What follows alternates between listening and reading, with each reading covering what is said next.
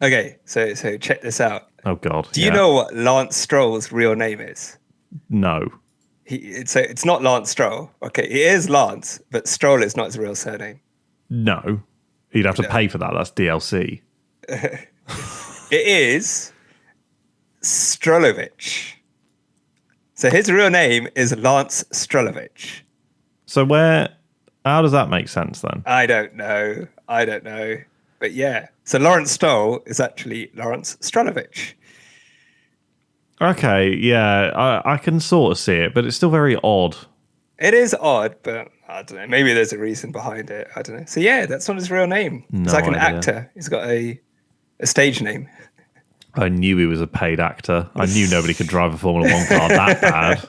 And welcome to the 107 podcast with myself, Jacob, and my co-host Ash. This week, there's so much happening. We're going to be recording for hours, aren't we? I know, loads to talk about. Hot, juicy goss of Formula One. Yeah, lots of holiday talk. I wonder Honestly, what Charles is doing on holiday. two semi-interesting things have happened. One, very sad, is that Toto has broken his arm skiing. Was it skiing? No, bike riding. Bike riding, Bike yeah. I riding. think they're in Austria because it looks very similar to what we drove through. Yeah, I'm pretty sure it'd be Austria. And he is Austrian.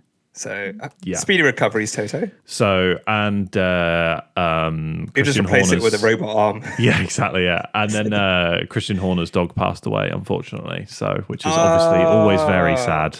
That is sad. When a dog passes away. So my thoughts are with Christian and his family, and I mean that genuinely, unironically. Always a sad time. Dogs are the best. Dogs are the best.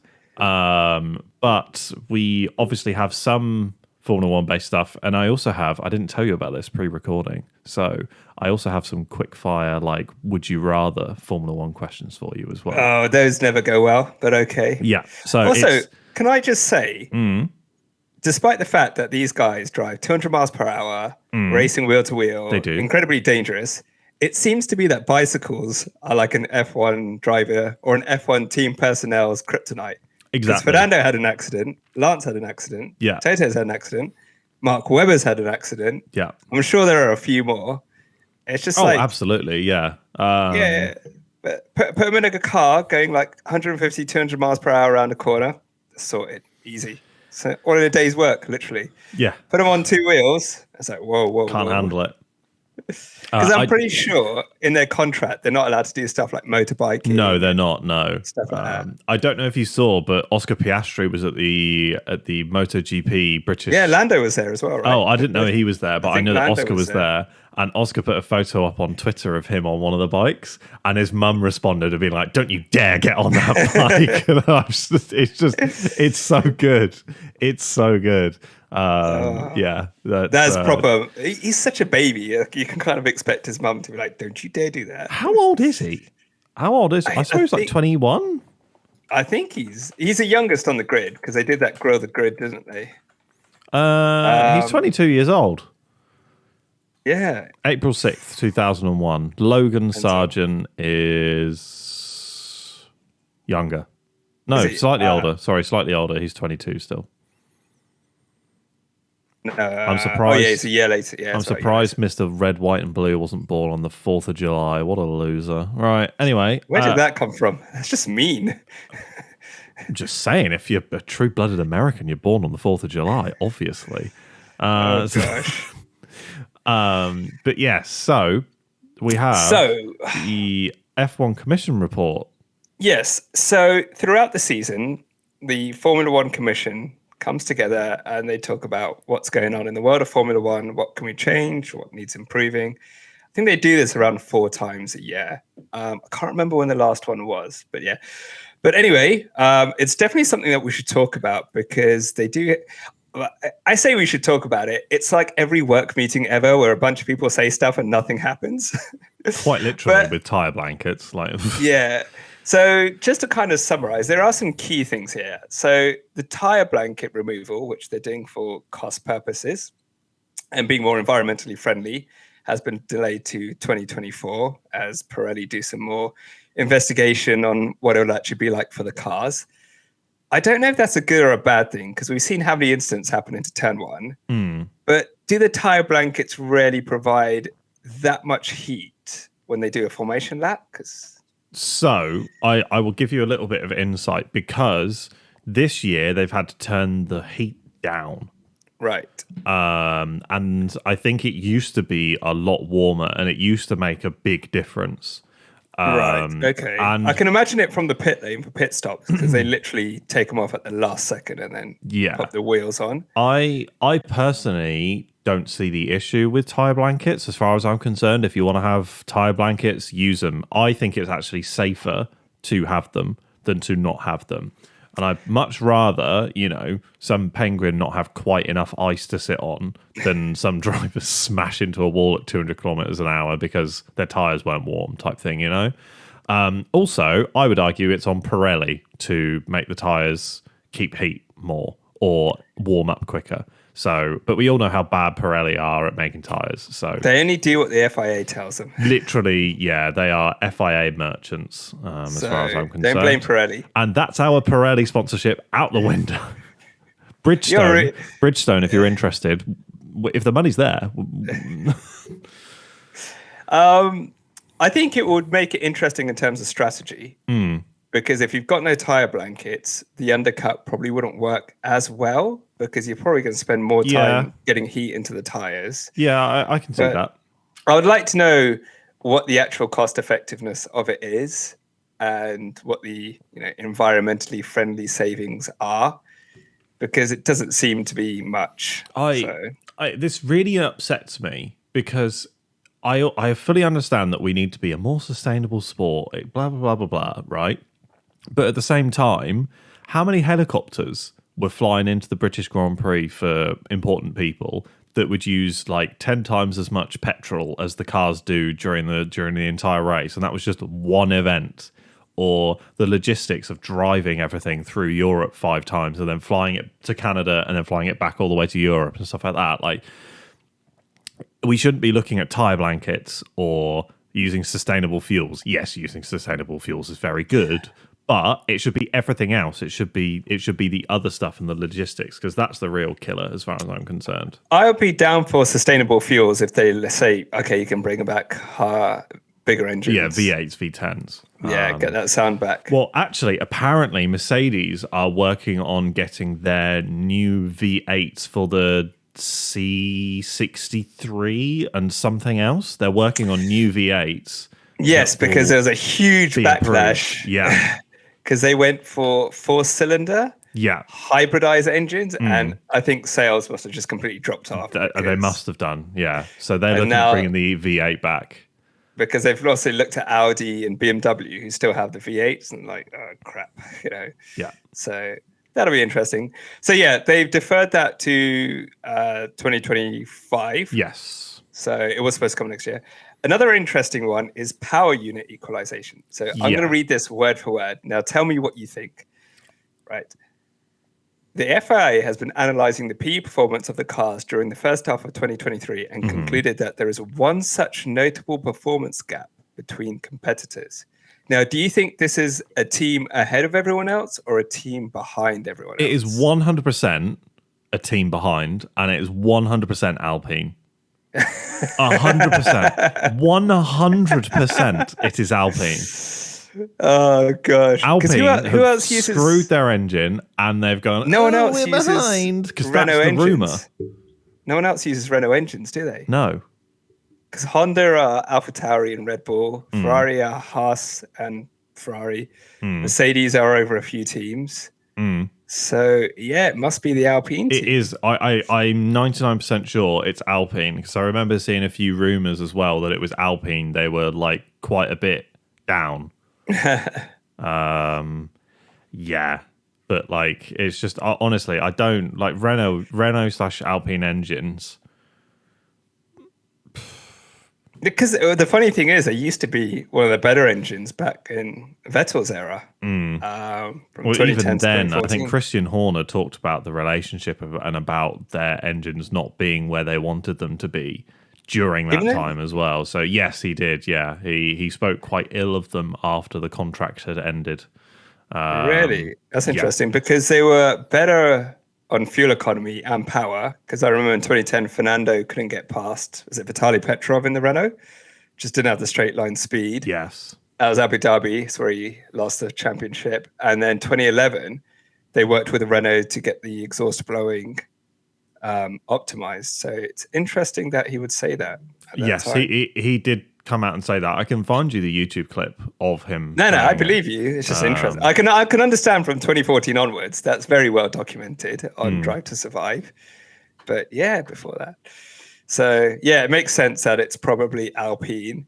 And like every other business meeting, they're going to have another meeting to discuss what they should do about it. Do you want to carry on reading? Because there's a bit more. Well, they referred it to the Power Unit Advisory Committee to bring back proposals on equalizing performance. I think the other power units manufacturers like Mercedes and Honda are kind of in favor of equalizing it. I'm definitely sure Red Bull are because they're like their strength comes from aero. And with them coming with new engines in a few years, they probably were like, wait, we don't want to take a step backwards. So having the performance equalized is good for us. Yeah, not necessarily a bad thing. Not necessarily a bad thing, because otherwise we could end up with another Mercedes 2014, 2016 kind of dominance where they're just so far ahead. Like that's not happening now, but well, yes. And I think one more thing I wanted to pick up, because this is a good positive, is updates to the 2026 car. So they're looking at making the cars smaller and lighter, which is going to do wonders for racing. I think obviously the big issue is that the cars are too big. It's difficult to make moves stick. By having them smaller, and I'm guessing more nimble as well by being lighter, that should improve racing around tracks that maybe shouldn't be on the F1 calendar, Monaco. But, we shall see. But I'm glad they're taking that kind of feedback on board and looking at what they can do with it. So, the other couple of things is preseason testing is allowed to take place outside of Europe just before the start of the season. So they'll stay in Bahrain. And there was a little bit around the procedure around standing restarts, which the gist of it is standing restarts are going to be dictated really by the race director. But one interesting thing that they did say is, do they put a limit on how many they have throughout the race? And is there a lap limit where, like, after a certain lap, we will not have standing restarts? So, I mean, standing restarts are good and interesting, but it could happen like Australia this year, where it's like, oh, just a couple of laps left. We have a standing restart. You're just going to have everyone piling in. Yeah, especially with the time penalty that Carlos had. I think that really compiled it and made it even worse. So it could be something like post halfway through the race, we don't have standing restarts anymore. Yeah, I think if they said like 75% of race, if there's already been a standing restart, we won't have one. I think that makes sense. Just from a safety perspective, but also, like you said, if you get given a time penalty, like Carlos did, and you have a standing restart, you basically have however much of the grid behind you just ready to overtake you on that 5-second time penalty. Yeah, exactly. Yeah. So, so they do these throughout the season. We'll look forward to the next one. I'm sure it'll be another meeting about another meeting. But some interesting things coming and some somewhat good changes coming, but we'll have to see it in action to see if it really makes a difference. Yes, absolutely. Cool. Anything else you wanted to comment on that? Nothing really. It was all just mainly just standard bits and pieces. There were some other updates, I'm sure, but nothing groundbreaking. No, it's just a meeting around a meeting, but it's interesting to see how they see the future of the sport. So, yeah, fun times. Yes, you can tell it's summer break. Yes, and speaking of breaks, I have some breaking news. Nailed it. Oh gosh, the puns never end. It wasn't a pun. That's a segue. But so apparently F1 is looking into banning the use of DRS for the duration of qualifying, which you've mentioned a couple of times, haven't you? I have, yes. And so I think that, in all honesty, I think a lot of people have said, "Oh, well, then Red Bull won't be as fast and blah." But you've got to remember that they're still every single car won't be able to use DRS. yeah. So They're still fast without the DRS. yeah, exactly. The DRS is not what makes them fast. Yeah, So. I wouldn't be overly worried, but I think, and we said this when we were, talking about the podcast and like talking about what we're going to talk about today. I said that they shouldn't bring it in for like the rest of the season. They should do it if they want to trial it. Don't trial it for a normal quali. Maybe though. Maybe try it for a sprint race. Do no DRS for a sprint race quali. Why not? Do it in Austin, because Austin is a sprint race, right? Yeah, but I think just the original idea is just don't make any changes this year. I'm happy for better. A one-off. A one-off, I'm more than happy with. That's absolutely fine because, you're playing around with it. You want to discover what works, what doesn't work. And it's a real-life world example, right? You don't want to say, let's not do DRS for the whole of next season and then it be a complete shambles. I doubt it would be, to be completely honest. But I just think that let's leave this season be, test it, see how you get on, and then look at bringing it in for next season. I think that's my only thing. They shouldn't, change it like they've changed tyre compounds halfway through the season, which is also bad. But yes.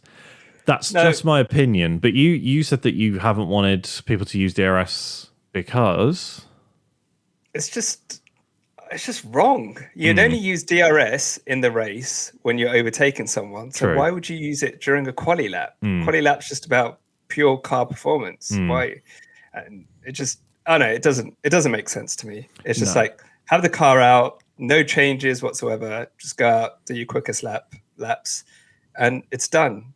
So I think it's fair. And I know there was a lot of stuff about, Red Bull's DRS is more powerful, etc. But at the end of the day, they're the same for every single team. Yeah, exactly.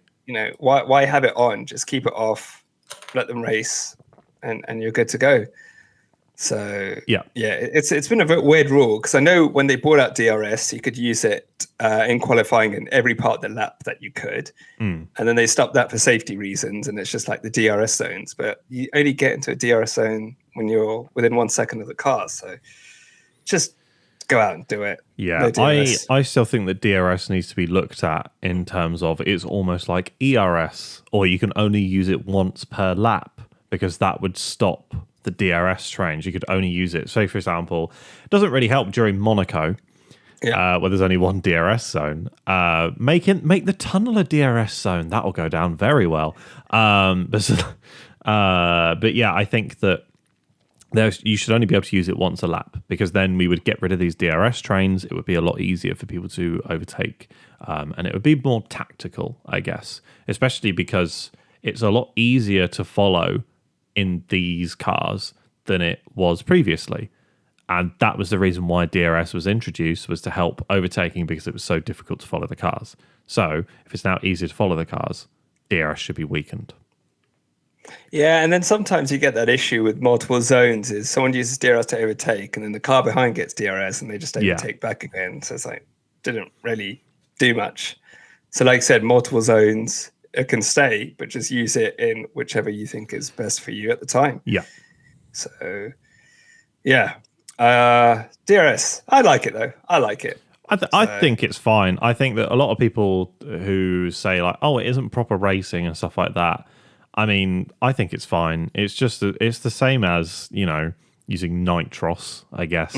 It's the same sort of thing, or like changing your fuel mix from medium to lean or lean to rich or whatever it is. It's just another setting and it's another device. I think it's fine. Also, you need to get within you have to earn it. Yeah, you do have to earn it. Yeah. 1 second of the car in front of you. So yeah, I sometimes think it gets a little bit more hate than it deserves, but I think it's done well for racing. So yeah, let's. But like I said, it's one of those things where you just keep looking at it to make sure it's optimized. And I think it went a few years without them doing anything, and now they've started to look at it and saying, is it really the best for racing? Yeah. So we shall see. We shall see. So, now that that's over, I have some fun questions for you. Oh, cool. Well, Let's I'll be go. completely honest. We've been recording for 20 minutes now, and we need something to fill up a bit more time. So why not? So No, this is a sprint podcast. This is a sprint podcast, yes. So it will be a third of the length. So we actually should stop by now. So thank you very much. No, so I have some this or that's. Okay. Essentially, like, so this is for you, and then I'll let you answer, and then I'll give you my opinion as well.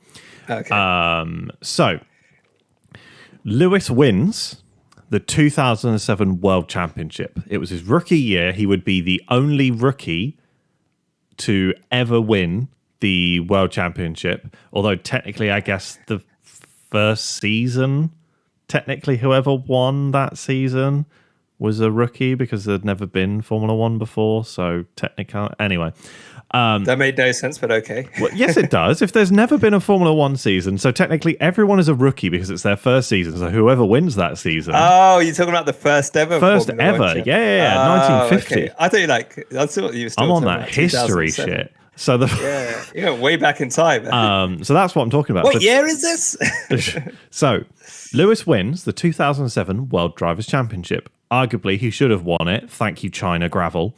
But that would mean that Kimi never wins a World Drivers' Championship. Do you push that button, yes or no? Because I think that's harsh. I say no. I say no as well. I think Kimi deserves a championship.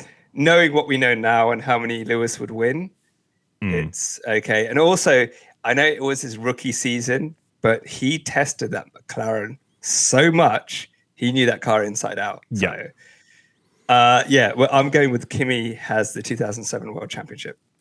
I think that's the correct choice. But I have a feeling that a lot of people would potentially have picked to have Lewis winning. I think it's one of those things where you have to look at it, right? You've got to take off your Lewis Hamilton glasses and stuff like that. It's like, if you can justify it, fair. But if he's doing it because I like Lewis Hamilton, it's like, okay, I can understand. But, I like Lewis Hamilton and I think he should have more championships. But in that, would you rather, I'm going for Kimi.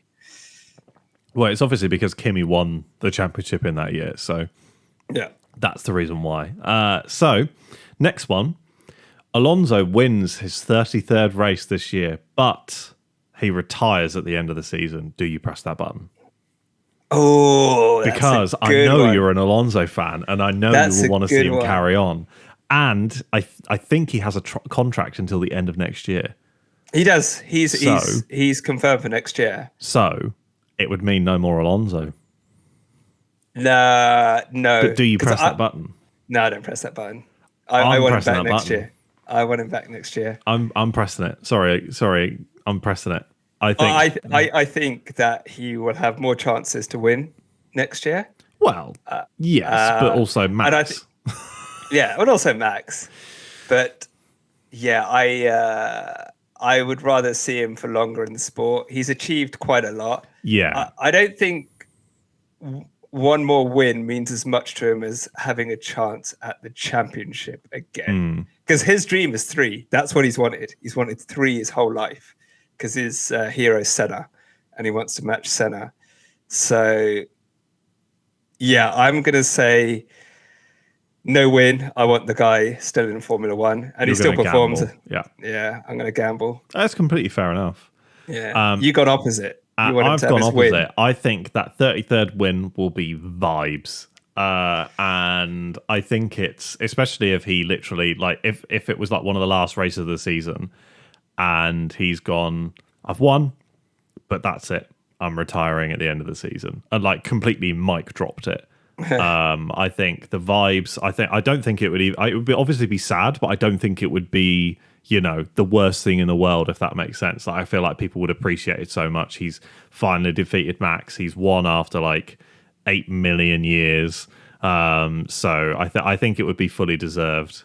It would be like setting off into the sunset type thing for him. I think it would be a very nice send off. Question for you.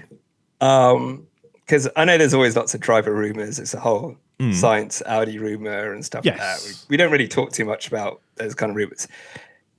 2024, his contract ends. Sergio Perez's contract ends. Yes. Do you think Christian Horner would say, come on. Let's see what you got. There's the chance. Is he beating Max No, in the same car? I don't think he's beating Max. But is he like, you know what? I think he's an upgrade on Sergio.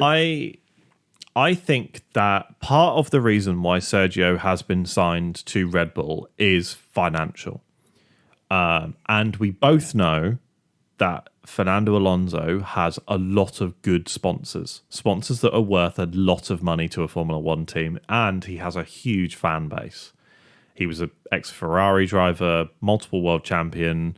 Like he is. I mean, you've just seen it. Him just back on the podium, not even winning, back on the podium, just caused waves throughout the Formula One community. So I think there's the potential for a 1-year deal. Anything more than that is insane. Yeah. Or because obviously they've technically lost Daniel to AlphaTauri, they bring him in as a reserve driver. No, I don't think. I don't think he would take it. I feel like Fernando would probably give the Indy 500 another go. Just to complete the triple crown. Try and complete the triple crown, because why not? Why not give it a go? He could probably even link up with McLaren, who are doing pretty well in IndyCar at the moment, and maybe give it a shot there. You never know. But like that's my opinion. I think they could give him a 1-year deal. A 1-year deal would be vibes. Like it would be amazing. All of the Red Bull haters would disappear. That would be incredible. I'd really like to see that for sure. I'm just thinking, like, because I know they wanted to sign him before, and I know there's all this thing about Fernando and teams and disrupting, but I could see Christian's, maybe he just might go for it kind of thing. I can see Christian wanting it. But like not, I feel like he would go. Oh yeah, I know Max would want it. 100%. Yeah, 100%. Like, and he would learn so much from it. Absolutely. But like when you look at who else would go into that Red Bull seat, you've never had someone that experienced, and you've never had multiple world champions in the same team at Red Bull, as far as I'm aware. No, Mark and Seb and Daniel. Yeah, Daniel and Max. So it would be a real coup as well from the Red Bull team as well. Like, yeah, I'd love to see that. Absolutely. Cool. Jeez. All right. Do you have any more questions? Yes, I had one more. Okay. And it's very fitting considering that you are wearing his hat right now. It was. I also love Charles. So yeah, I'd love to. I'm going to try. I'm going to try and step. Depending on what the question is, I will try and step out and be neutral. But Charles is my boy. You're not going to like this. Oh no, you're not going to like this. Oh gosh. So, Charles, either one of red pill, blue pill. Okay, he either wins one drivers' championship with Ferrari, but never wins again, regardless of which team he goes for, but he wins that one with Ferrari. Or he wins multiple at a different team. Oh, that's a good question. Like he wins like 3. So he wins, let's say, I'm going to pull it out of nowhere. He wins 1 at Red Bull and 2 at Mercedes. Oh. I'm going to say... if I was this is evil. This is evil. This has put you in a really tough position. I'm gonna say, because it's Charles, he's a multiple world champion. He's because you know what? When we say world champions, we never very rarely say what team they won it with. We just say he's a world champion. He's a multiple world champion. I'm gonna say multiple world champion. That's what I want for Charles. Just as a measure of his talent, that this is a guy who earned and won more than one. So I'm getting multiple, even though it's not with Ferrari. I personally believe that if you asked him the same question as well, and this is my opinion, I think I would choose 1 for Ferrari. Really? And I say that for 2 reasons. 1, a world champion at Ferrari is worth a 5 times world champion anywhere else. It's Ferrari. you will be a hero forever. You just are. Like you just are. If you've won a world championship with Ferrari, you are the man, right? And for the memory of his dad and Jules, I think Ferrari is just it would be more wholesome and would hit closer to home. Because you said 3, I would be like 1 for him, 1 for his dad, 1 for Jules. Yeah, true. Yeah, there is that. That's what I'm thinking. Obviously, he loves Ferrari, but I think multiple world champion rather than single for Ferrari. I think he would go for the multiple ones. Because if you look at the greats, like Lewis, multiple world champion. Michael would be a great if he won multiple world champions outside of Ferrari. So, yeah, I'm going to go multiple. That's what I want for Chuck. Fair enough. I don't think there's a wrong answer there. I don't think so. There's no wrong answer. Like, once you're a champion, you're a champion. Yeah, no one can ever take that away from you. If you never win one again, you're always going to be a world champion. Yeah. I mean, I would also argue, right? Like, this is ridiculous, but I would also argue that Lewis, he's a 7 times world champion. I don't think that's actually that impressive. If you've done it once, you've already proved you can do it. So you've already just proved that you can do it again. So it's actually quite easy for you. It's not that impressive. But to do it like him and Michael with multiple teams is insane. Considering how car performance differs, that's why I think like you've got to perform in another car to be truly considered one of the with greats. Different people around you. Yeah, so Michael's done it. Lewis has done it. Senna, even though he didn't win with any other team, has performed well outside of that McLaren. Even Fernando, right? He's only won it with Renault, but he went to Ferrari, almost won it twice. Yeah. So I think you've got to do it in different machinery with different teams. Not even win, but come close. Yeah, like that'll make put a fight in. Yeah, for sure. That's why I think that's the one kind of little bit of a black mark on Sebastian's, because I know he did well, but he never brought it down to the last race kind of thing, like Fernando did. So, but I do feel like with Ferrari, they were up against a undefeatable Mercedes. Yeah, that I think is the issue. Yeah, but there's always that things like if somebody else was in the car, would they have brought it down to the wire? Because obviously Seb has made some mistakes. You know, we look at Germany, and then obviously second half Hamilton, he just seems to turn it on, doesn't he? So there is that, but I think you've got to do it in multiple teams. You've got to perform in multiple teams, and I think that's, again, if Max doesn't leave Red Bull, there will always be that question, like, what would he have done at Ferrari, Mercedes, or any other team kind of thing? So, because it's like, Adrian Newey and the whole Red Bull team of designers designed the fastest car. Yeah, Max, go and win a championship at McLaren. Yeah. show him who's boss. Do it in the AlphaTauri. Yeah. Go to Williams, why not? They were my 3 quick questions for you. It was just something that I thought could be fun. And definitely have spurred on some different conversation as well that we've had too. No, it's a good one. I'll come up with 3. So I'll do some 3 for the All right, cool. You'll do 3 for next week. All right. Yeah. Cool. Because I was thinking about as well, like putting these questions up on Instagram and just doing some polls and stuff like that as well, and just go ahead. It'd be interesting to see what the audience people think. Because especially that Charles Leclerc one, that one's tough. That's a really tough one. All right. I have a question for you. You get into Formula One, you win a world championship, but you never race for the McLaren team. Would you do it? Oh, you bastard. So you'll be a Formula One world champion at any team, but you never get to race. So I've just won the world championship with Haas. Yep. Kevin Magnussen sat next to me crying because I beat him on the last lap by 1 point. And Gunther's also crying. Gunther's crying with happiness. He's happiness just punched the and door. Shock. He's on the phone to Gene right now. Gene, you won't fucking believe what he's done. We look like rock stars. Fucking rock stars now. But you never get to drive for your boyhood favorite team ever. And not only that, Oh. the second place was Lando or Oscar. So you beat So I beat the McLaren. It was So you beat me and Lando up for Yeah. the driver's title, and he won. I won. Sorry. Oh, that's tough. Do you know what? I would happily do that, so long as I am like. I would happily turn down the drivers' championship if I won a race with McLaren. Really? Yeah. So you would rather win a race with McLaren? So basically, you're Daniel Ricciardo. Yeah. Right now. Yeah. Wow. I would not much rather.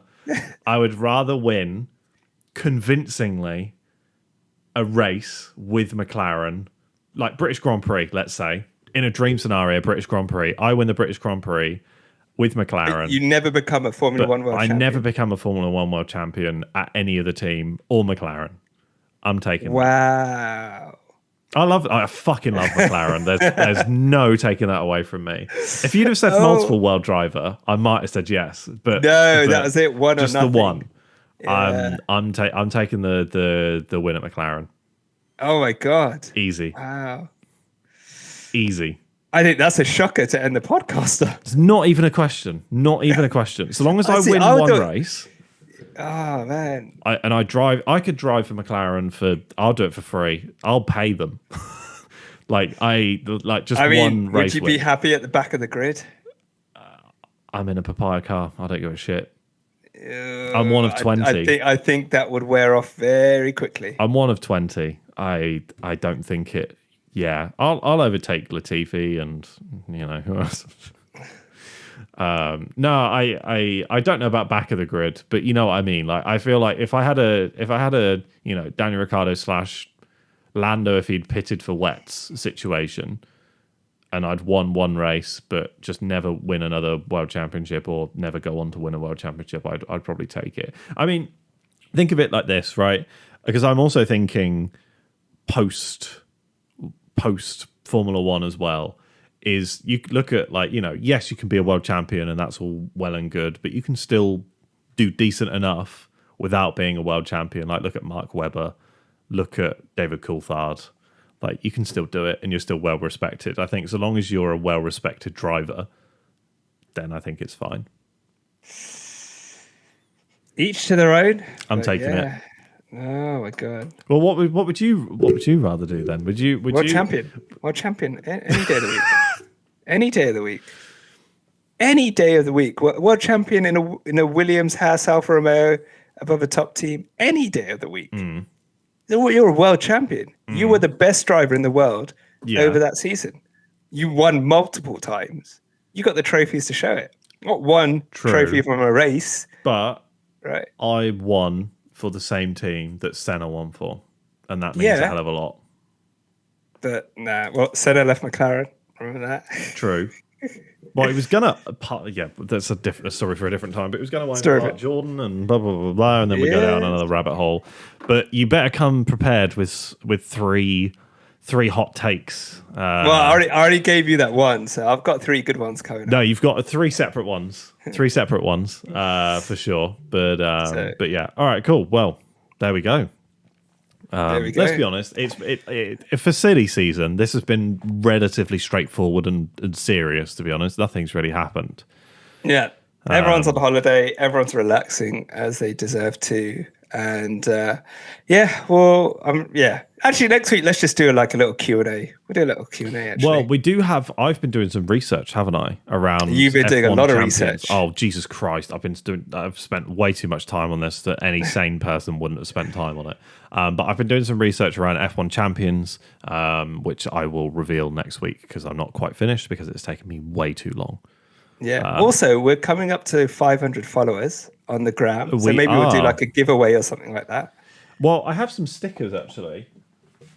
I have actual 107 podcast stickers. And we can, we have shirts. I've never seen you wear your shirt, by the way, you bastard. Never seen that in shirt. Spent 30 quid on it. But yeah, I do wear it. I just don't wear it on the podcast. Embarrassing. Mate, I'm a fashion icon. Free branding. I'm currently, right, for people not watching the podcast, I am currently promoting Mercedes AMG Petronas Formula 1 promoting team, Ferrari right? and Charles Leclerc. Yeah, exactly, right? And you are doing that for free, right? Yeah. But you don't want to promote your own podcast. Unbelievable. I wear it at the gym sometimes. So great. And yeah, and on a couple of people bottle.